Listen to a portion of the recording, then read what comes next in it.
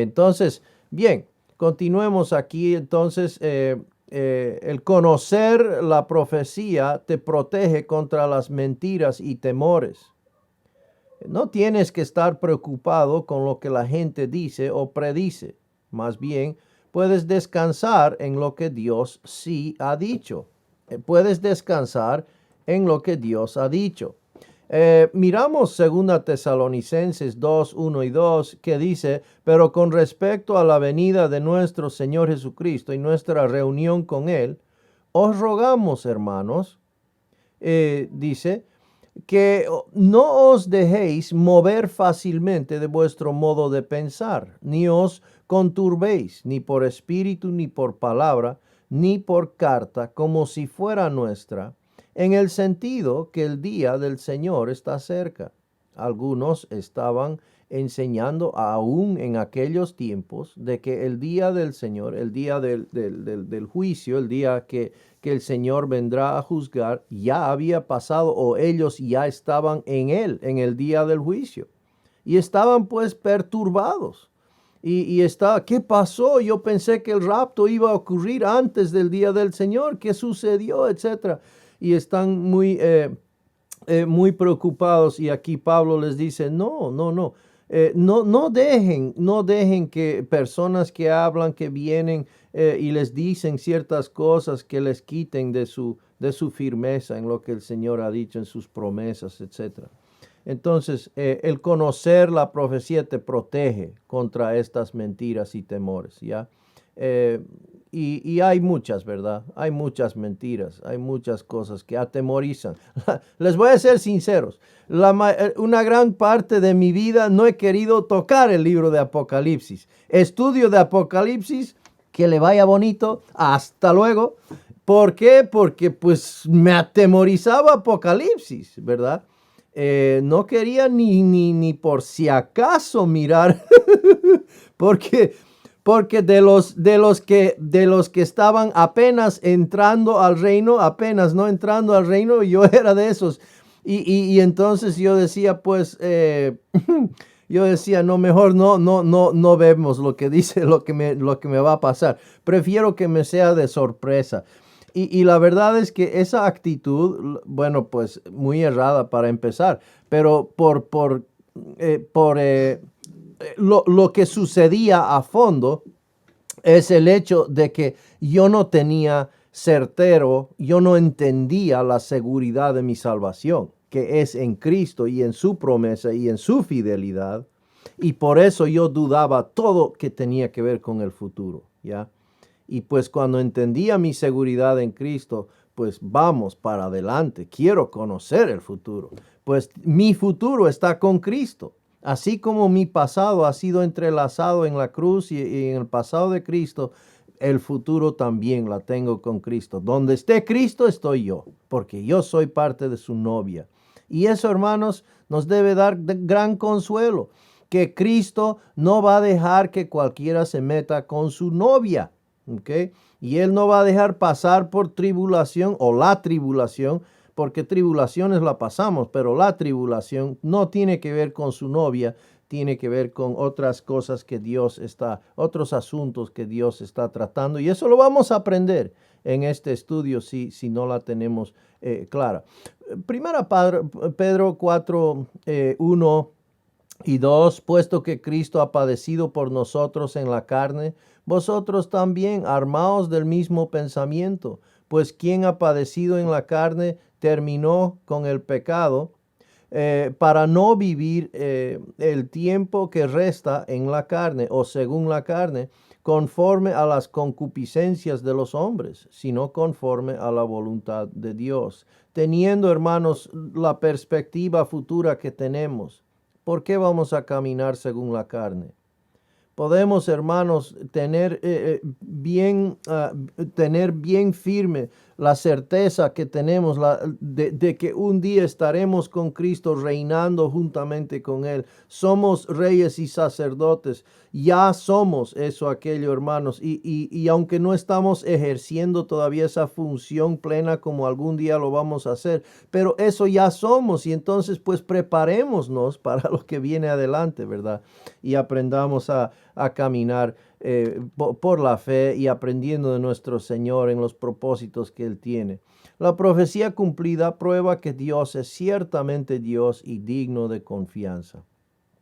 Puesto que las profecías concernientes al primer advenimiento de Cristo se cumplieron con exactitud, puedes estar seguro de que las concernientes a su futura segunda venida también se cumplirán de manera exacta, de manera literal. Bien, y eso creo que es bien importante enfatizar, porque pues en algunos casos he escuchado estudios y como que el futuro lo dejan a la deriva. Podría ser esto es simbólico o esto es alegórico o esto es espiritual y como que deja, esto puede ser los extraterrestres, esto puede ser naves espaciales, y están tratando de como que agarrar la cosa y dicen cualquier cosa. ¿Será que Apocalipsis tiene ese fin, ese propósito?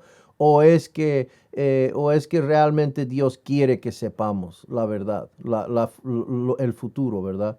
Y entonces creo que eso es muy, muy importante de aferrarnos, de confirmar, de que Dios quiere que sepas. Dios quiere que sepamos, hermanos. No es que Dios quiere mantener en escondido, sino quiere revelarse. Ahora, no lo ha hecho enteramente fácil, como que ahí lo tienen, ¿no? Sería demasiado. No podríamos tolerar. Tenemos que ir madurando, creciendo juntamente con el Señor, caminando en madurez y a medida que vamos creciendo, el Señor lo va revelando a nosotros a su tiempo, a su manera, cuando estamos listos para recibirlo, ¿verdad? Y eso entonces dice 2 Pedro 1:20, entendiendo primero esto, que ninguna profecía de la Escritura es de interpretación privada. Entonces, no es lo que dice el pastor. Enseña este escribió su libro, esa es la manera que tenemos que interpretar. Bueno, puede ser, pero ¿quién tiene la última palabra? Bueno, dice claramente, la Biblia no es de interpretación privada, no es para un hombre decir o dictar lo que tiene que decir, sino la Escritura es la que determina lo que debe decir, ¿ya? Y eso es bien importante. Y usted y yo tenemos el autor, la fuente de la Escritura, lo tenemos dentro de nosotros para enseñarnos. Usted tiene la Escritura, tiene el autor. Y el autor le va a explicar lo que debe decir. Se da cuenta, qué hermoso eso, ¿verdad? Entonces, eso es la manera y la sabiduría de Dios para con nosotros. Y no es diferente con las cosas futuras. Y así como se cumplió en el pasado, por ejemplo, el Antiguo Testamento dijo, ¿qué dijo? Que iba a nacer de una virgen, que iba de nacer en Belén, que iba a morir, que iba a ser resucitado. Todas estas cosas eran literales. Se dijo literalmente de esa manera. Se cumplió literalmente. Entonces las cosas futuras que todavía tienen que suceder se van a cumplir de la misma forma, literalmente, para que cuando suceda, usted y yo digamos, ahí está, como está escrito. Como estaba escrito todo el tiempo. Miren, se está cumpliendo, ¿verdad? Y entonces no va a haber duda, no va a haber duda. Eso es importante. Bien, el estudio de la profecía fomenta una actitud de preparación y le quita valor a una forma licenciosa, despreocupada de pensar o de vivir.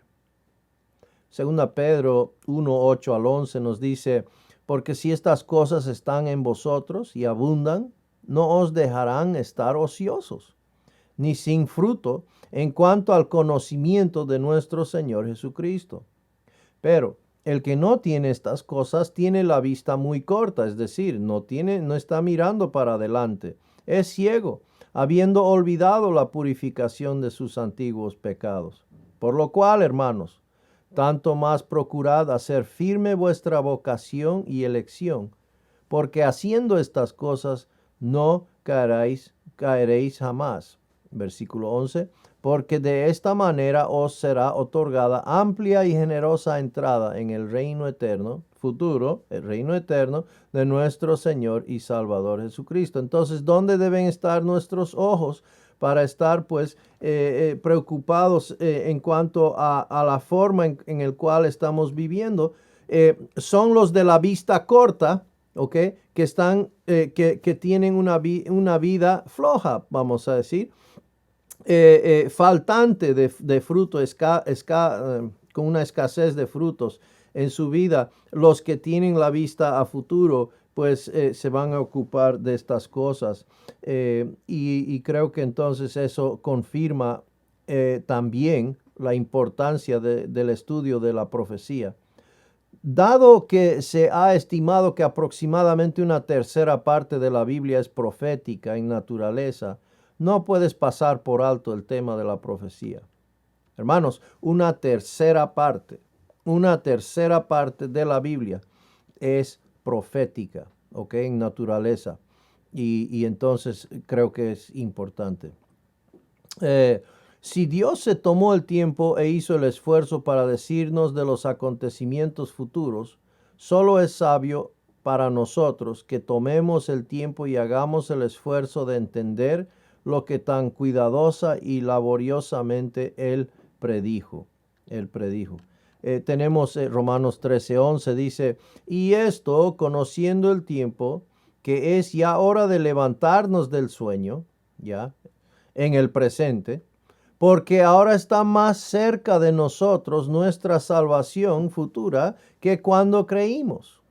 Entonces creímos, fuimos salvos de la pena del pecado, pero, bueno, nuestra salvación, la glorificación está cada día más cerca. Entonces, ¿cómo debe ser pues entonces nuestro presente, la santificación presente? Pues es hora de levantarnos del sueño. Hora de levantarnos del sueño. Entonces, porque se acerca cada vez más el día de nuestra salvación. Entonces, si observas las noticias de hoy, puedes llegar a asustarte y desanimarte. ¡Wow! Peor todavía hoy día, yo creo que más todavía de lo que cuando se escribieron estas notas. Hoy día, qué cosas, hermanos, que se está viendo en las noticias. Y la verdad es que, bueno, es fácil espantarse o asustarse y desanimarse. Y realmente, ¿no? Por otro lado, la profecía bíblica está diseñado para tener un impacto positivo. Positivo, hermanos. Hay una buena noticia a lo futuro, práctico para tu vida y tu moral. Y wow, que necesitamos eso, ¿verdad? Una buena noticia hoy día. Desde ahora os lo digo, antes que suceda, el Señor Jesucristo les dijo, les hizo conocer esto antes que suceda, para que cuando suceda, creáis que yo soy. Entonces, mire la motivación por el cual Jesús les daba esta información previa. Era para que cuando suceda, su fe fuera fortalecida. Qué tremendo. Vamos a 14:29 de Juan. Y ahora os lo he dicho antes que suceda nuevamente, para que cuando suceda, creáis. Nuevamente, la motivación de Cristo de darles la información previa era para que su fe fuese afirmada en ese momento. 2 Corintios 7:1. Así que, hermanos, puesto que tenemos tales promesas, tenemos estas promesas, nos las hizo el Señor Jesús. Limpiémonos de toda contaminación de carne y de espíritu, perfeccionando la santidad en el temor de Dios. Es para nuestro ánimo, es para animarnos en el presente, hermanos, a ir para adelante. No por el temor, sino pues sabiendo las dulces y hermosas promesas que tenemos a futuro. Ok, en la teología, el estudio de los últimos tiempos se llama escatología. Es una palabra de 5 centavos que se utiliza en el ámbito teológico. Los seminarios tienen este estudio. Vamos a estudiar la escatología, ¿no? Y pues la palabra escatología viene del griego, escatos, que tiene que ver con último, y logos, que tiene que ver pues con la palabra o discurso o algo enunciado, ¿no? Entonces, últimas palabras, palabras de cosas últimas. En español, logía u ología, como sufijos, han venido a significar una rama del conocimiento o el estudio del conocimiento, la ciencia o académicos, ¿no? Ología. Entonces, escatología. La escatología es la parte de la teología sistemática que se ocupa específicamente de la enseñanza bíblica relativa a los últimos días o el fin de los tiempos. La escatología incluye todas las profecías bíblicas de los últimos días. Y el estudio que usted está por tomar es comparable a cualquier estudio escatológico en el seminario. ¿Ya? No es un estudio liviano, es a fondo y pues es bastante exhaustivo, aunque no totalmente, porque para ser exhaustivos tendríamos que incluir en este curso todo lo que tiene que ver con el Antiguo Testamento de Daniel, Zacarías, que tiene que ver Isaías, que tiene que ver Ezequiel, etcétera, etcétera, ¿verdad? Estamos estudiando el libro de Apocalipsis y no como digo, el propósito principal que tenemos es estudiar Apocalipsis y no la escatología en general, si se da cuenta. O sea, no estamos estudiando temáticamente, sino estamos versículo a versículo el libro de Apocalipsis. La enseñanza escatológica incluye tales acontecimientos futuros como el rapto de la iglesia, la tribulación venidera, el anticristo futuro, el reino milenial, los juicios venideros, la segunda muerte, tu estado final en la eternidad y muchos otros temas. Eso lo vemos enseñado en el Nuevo Testamento, en el libro de Apocalipsis. De gran manera, con un énfasis, ¿no? En ese sentido, el Apocalipsis es uno de los libros más importantes del Nuevo Testamento cuando se trata de la enseñanza escatológica específica. En el Antiguo Testamento, los libros de Daniel, Ezequiel, Zacarías, entre otros, también se ocupan de muchos acontecimientos que aún están en el futuro, ¿ya? Y eso es interesante de comprender, el hecho de que estas profecías fueron dadas en el Antiguo Testamento. ¿Por qué digo eso? Pues en el Antiguo Testamento no está la iglesia, no existe la iglesia. Y entonces estas promesas son dadas incondicionalmente en muchos casos y el cumplimiento será para lo que es el pueblo de Israel. La nación de Israel específicamente y a Judá. Entonces hace que tenemos que darnos un paso para atrás y decir, wow, ¿es que Dios tiene dos programas o es que tiene uno? Bueno, en cierto sentido sí, tiene dos programas. Uno es nacional para una nación entre naciones que tiene que ver con Israel. Y el otro es un organismo espiritual que tiene que ver con la novia de Cristo. Y eso es celestial. Y entonces no se los puede unir, aunque hoy día el judío que cree es incorporado en la iglesia. Pero las promesas que Dios hizo en el pasado para con Israel no se han cumplido. Y fueron promesas incondicionales que Dios hizo, que se iban a cumplir en una nación entre otras naciones aquí en la tierra. Súper interesante mirar todo esto, ¿verdad? Pues muchos se complican demasiado también. No es necesario entrar a complicarse demasiado. Pero es sencillo si lo entendemos desde el punto de vista que sí, Dios tiene dos programas. En este momento Israel está en pausa. El programa que Dios tiene con esa nación está en pausa, pues rechazaron a su Mesías. Y entonces en un día a futuro, como vamos a ver aquí en Apocalipsis, nuevamente Dios va a empezar a trabajar cuando ya la iglesia está sacado afuera. Ya va a empezar nuevamente a trabajar. Cuando se cumpla la plenitud de los gentiles, entonces luego de eso vemos que todo Israel será salvo. Romanos capítulo 11. Eso es súper interesante. Y tener esas dos entidades separadas para que las promesas de Israel sean para Israel y no nos apropiemos de promesas que no deben ser para nosotros. ¿Se da cuenta? Hay ciertas promesas que Dios hizo para Abraham, que solamente son para Abraham. Pero hay promesas que Dios me hizo para mí que nada que ver a Abraham, por ejemplo. Y entonces eso es interesante mirar sin complicarnos demasiado. Tito 2:13 nos dice así. Enseguida voy a ver qué pasó. Otra vez se me ha colgado como sabe hacer. Tito 2:13 nos dice así. En nuestro estudio de la escatología estamos aguardando la esperanza gloriosa de nuestro gran Dios y Salvador Jesucristo. Ahora, la única manera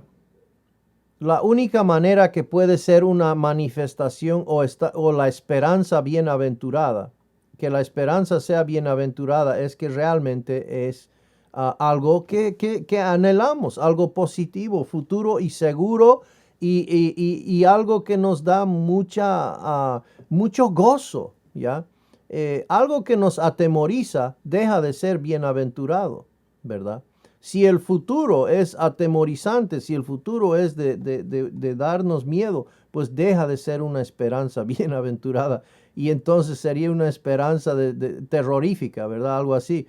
Pero tenemos una esperanza bienaventurada en la cual segunda Tesalonicenses habla, debemos animarnos los unos a los otros con estas palabras. Y entonces son de ánimo para nosotros. Pero no se puede, hermanos, no se puede aguardar lo que uno no sabe. Y entonces nos urge saber lo que está a futuro. Y eso, en ese proceso estamos. Y es un estudio del libro de Apocalipsis realmente práctico para la vida cristiana. Algunos dirían que no. Algunos dirían, déjelo pasar. Va a suceder como el Señor quiera y dejémoslo así. ¿Para qué complicarnos? Bueno, por algo está escrito, ¿verdad? Y por algo el Señor nos hizo saber y si es importante para nosotros su palabra, entonces sí lo es. El Apocalipsis es un libro importante para estudiar, ya que predice y explica la eventual conclusión de toda la historia humana, ¿no?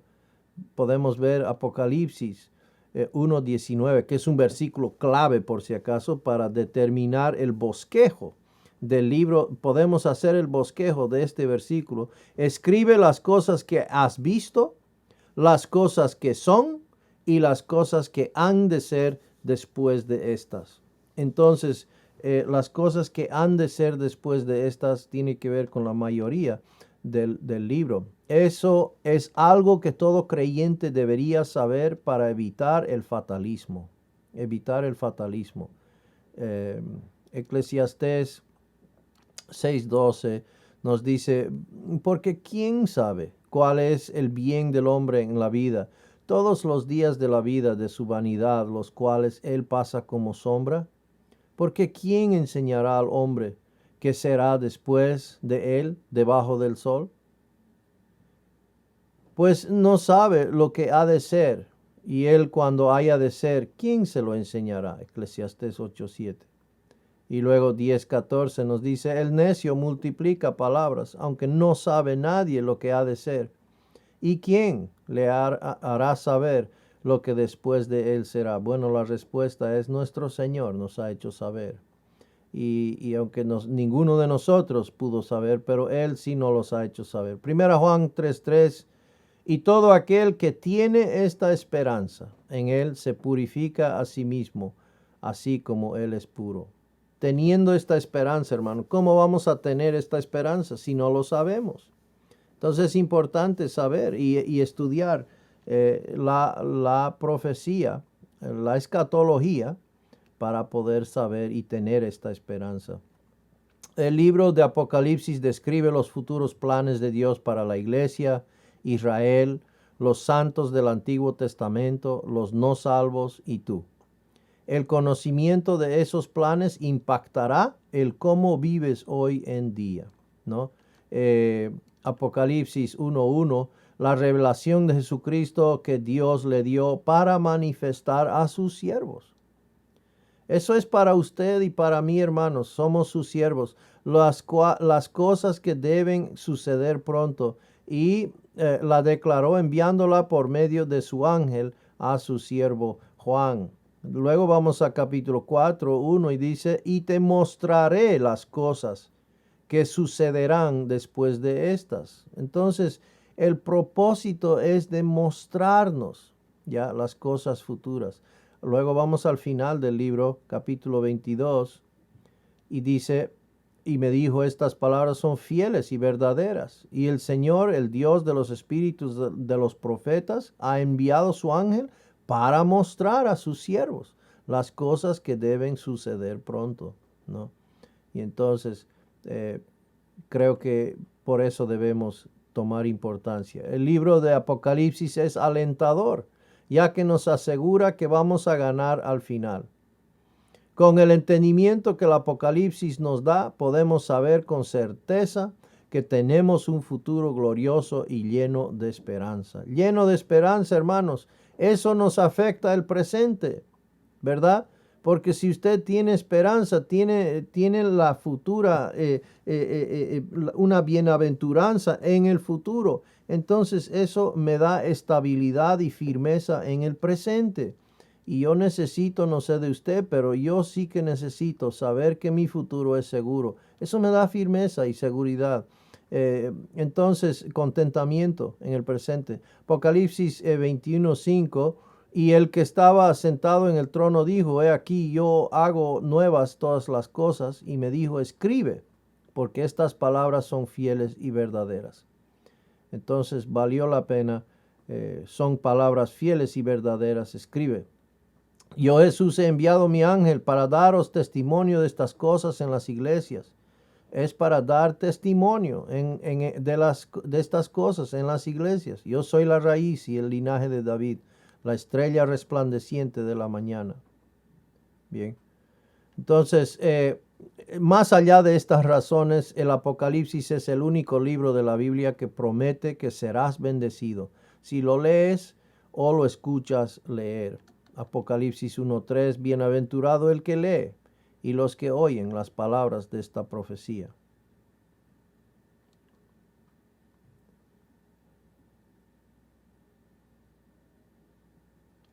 Muy bien, ¿qué debe ser evitado en nuestro estudio del libro de Apocalipsis? ¿Qué cosas debemos cuidar? ¿Qué cosas queremos tratar de tener, de observar, de no hacer, ¿no?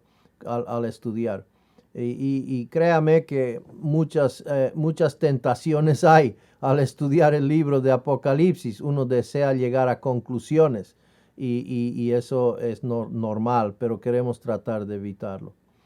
Hay que evitar la tentación de interpretar el libro de Apocalipsis a través de nuestros modernos reportajes de noticias diarias.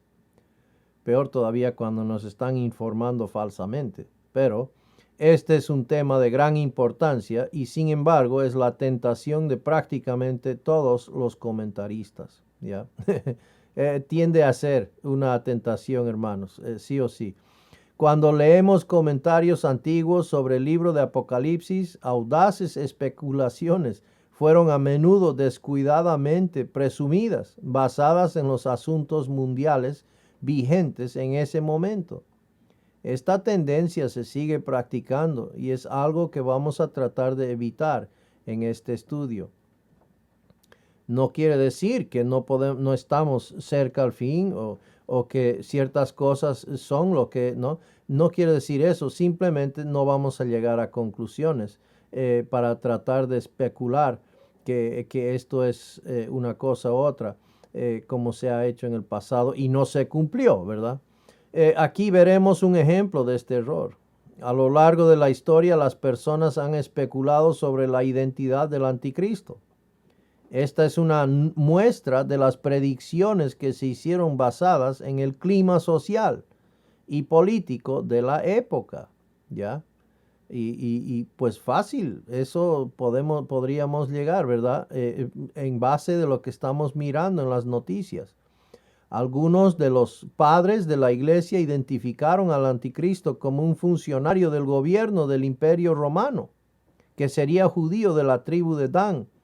Este punto de vista fue basado en el antisemitismo. El antisemitismo es todo lo que tiene que ver con antijudío, anti-Israel. Entonces, en el pasado siempre han habido aquellos y llegaron a identificar al anticristo como funcionarios del gobierno del Imperio Romano. Muchos emperadores romanos, incluyendo Nerón, Trajano, Tito y Diocleciano fueron considerados ser el anticristo. ¿Por qué? Porque ellos persiguieron de gran manera, pero de gran manera persiguieron a los judíos. Ya tenían un rencor, un odio por los judíos y entonces por el antisemitismo que vemos ahí, llegaron a creer que uno de ellos, ¿no? Dependiendo de la época, que eran el anticristo. Ahora, a través de los siglos, ciertos papas de la Iglesia Católica fueron considerados ser el anticristo. Incluso el libro luterano de la Concordia dice: el Papa es el verdadero anticristo, quien se ha levantado y establecido a sí mismo en contra de Cristo. Esto nació de la Reforma con el fin de validar la separación de la Iglesia Católica. ¿Se imaginan cómo entonces eso caía bien en el día, verdad? Los reformados estaban tratando o los protestantes, mejor dicho, estaban tratando de salirse de esa línea y entonces hicieron al Papa el anticristo. Y pues, claro, entonces la separación ahí. Y bueno, muchos todavía dicen que el Papa es el anticristo. Y queremos tener cuidado con ello. No que no es, simplemente no vamos a llegar a concluir de que es, ¿ok? ¿Ok? Y entonces, no estoy diciendo que es o que no es, ¿ok? Ya ustedes ya me entienden. En los años 1930 y 1940, mucha gente afirmó que Adolfo Hitler era el anticristo. Y eso es fácil ver, ¿no? O sea, eso es fácil imaginarse. No es inusual que tiranos como Hitler, Mussolini, Mao, Stalin fuesen considerados como el anticristo, ¿ya? Este tipo de especulación ha nacido a partir del genocidio que estos líderes practicaron. Entonces, creyeron que Hitler era el anticristo. A menudo los presidentes de Estados Unidos o Rusia se han sospechado de ser el anticristo e incluso dignatarios como Henry Kissinger se ha presentado como candidatos. Estas especulaciones pueden derivar de la aversión o miedo de un líder en particular o ser el resultado de algún tipo de sistema utilizado para identificar sus nombres con la numeración 666. ¿Cuánto se ha tratado de identificar usando el famoso 666, verdad? Entonces, este tipo de especulaciones debe evitarse y vamos a tratar de cuidarnos, hermanos, en este estudio, ¿de acuerdo? Entonces, eso es un poco del trasfondo del estudio de lo que va a ser la introducción. Vamos a continuar con la introducción el día martes. Por qué se escribió el libro y a quiénes se escribió, etcétera. Vamos a hablar todo eso, pero hasta ahí vamos a llegar hoy día y queremos dar tiempo para poder, por si hay, preguntas o más que todo la encuesta. hermano Ariel, estás ahí seguramente, pero quisiera orar y agradecer al Señor por este tiempo y pues que este tiempo realmente sea de provecho. Estamos viviendo en tiempos bien inciertos, ¿no? Alrededor del mundo, a través del mundo, todos. Emocionalmente, tiempos inestables, financieramente inestables, tiempos que incertidumbre reina, ¿no? La incertidumbre. Pero, hermanos, este estudio nos va a afirmar. Es bien propicio que lo estudiemos ahora porque pues, ¿quién no tiene incertidumbres hoy día? Pero esto nos va a afirmar. Y entonces, por eso es que tenemos el libro de Apocalipsis.